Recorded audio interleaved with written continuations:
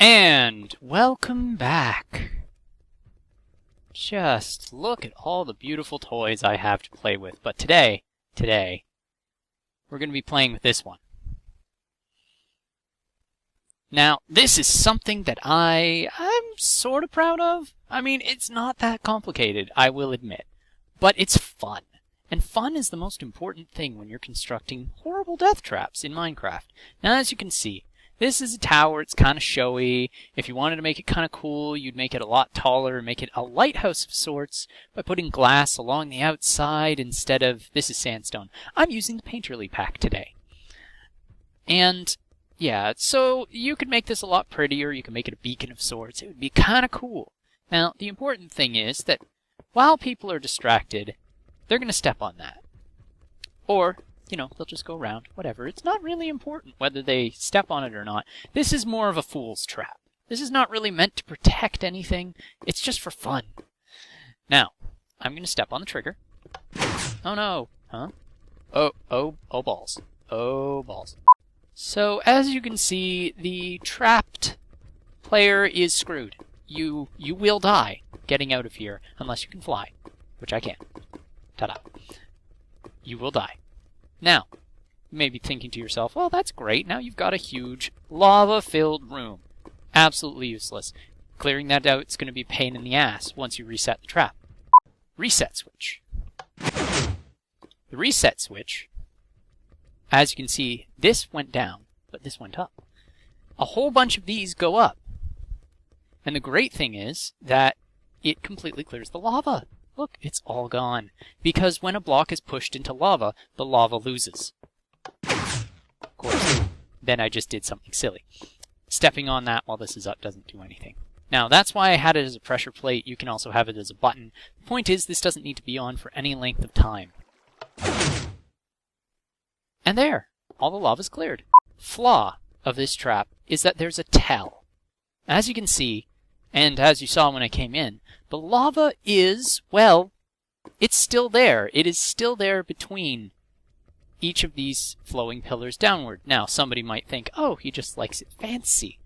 And, to be fair, I could just put a block there or something to make it a little less obvious, but I like this design. I kind of like the way it looks. It encourages people not to touch the walls, and that's neat. But now that I've shown you the basics of it, I'm going to show you the basics of how it was constructed. Again, I'm not going to be constructing it from scratch. That would take far too long.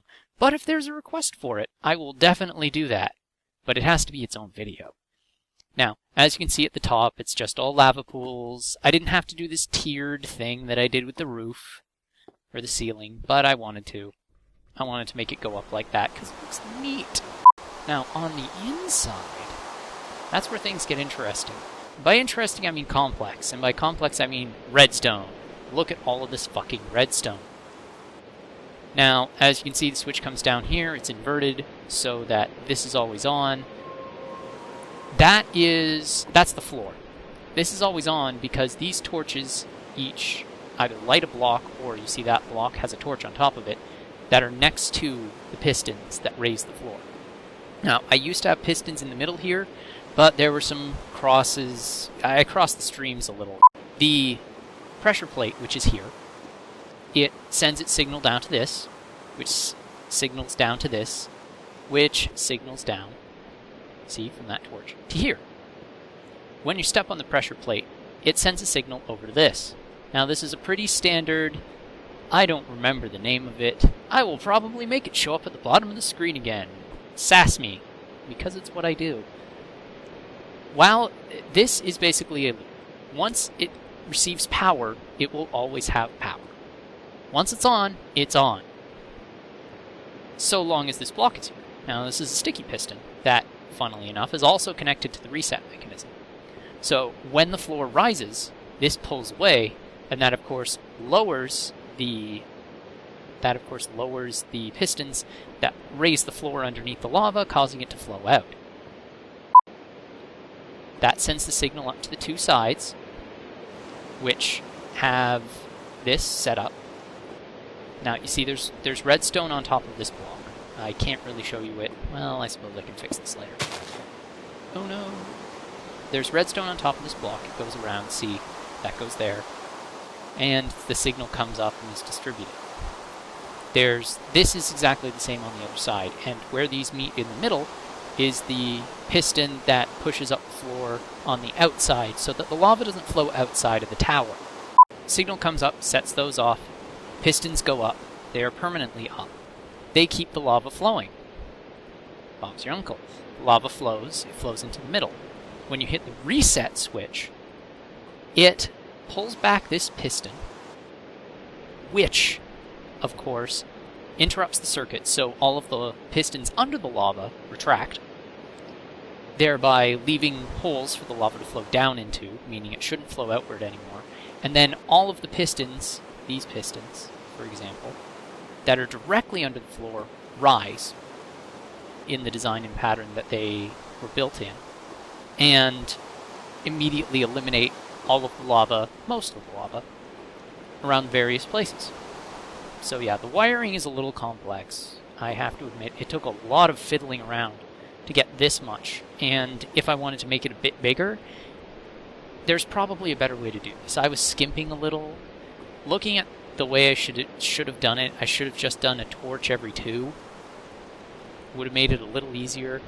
Or torch every 1, like just made a checkerboard pattern of torches activating pistons. Probably would have worked out a little better. Oh well. But if I did that design, I could make a much larger floor. But lava only flows up to 4 blocks away from its pouring point. So it's kind of pointless to make it bigger than this, because then you won't reach the middle. Unless, of course, you put the triggers on the edges of the place, of the room, or you use other triggering mechanisms, such as the one that I found recently was Sethling's cow switch, cow proximity switch, which would be fantastic, buried deep beneath this, so that when somebody walks into the room, it'll just trigger. So that is basically it. I can demonstrate the redstone construction. I can do that if you want, but if not, it's okay. And just one final demonstration. I'll try to take more of a look around this time. See, those rise at the side. The pistons underneath rose, so there's no longer holes for the lava to flow into, and so it flows out onto the floor. And the person who stepped on the switch is toast. There is no way to get out of this without dying. Suppose if you had a fire resist potion, you might be able to survive. You probably could survive. And then you just have to toggle the reset. 3, 2, 1. Lava is done. Almost. Occasionally, one of these corners will still have lava, because that's a spot that the pistons don't actually cover. It's weird though. Like 9 out of 10 times, it'll clear the floor perfectly. But that 1 out of 10 times, there'll be one corner that just has a little chunk of lava. So you have to eliminate that manually. But other than that, I'm quite happy with this design. You are a bad design. Bad. Who's a bad design? You're a bad design. And you should be ashamed. Bad, you should feel bad. That is the lava trap. That is the lava tower trap.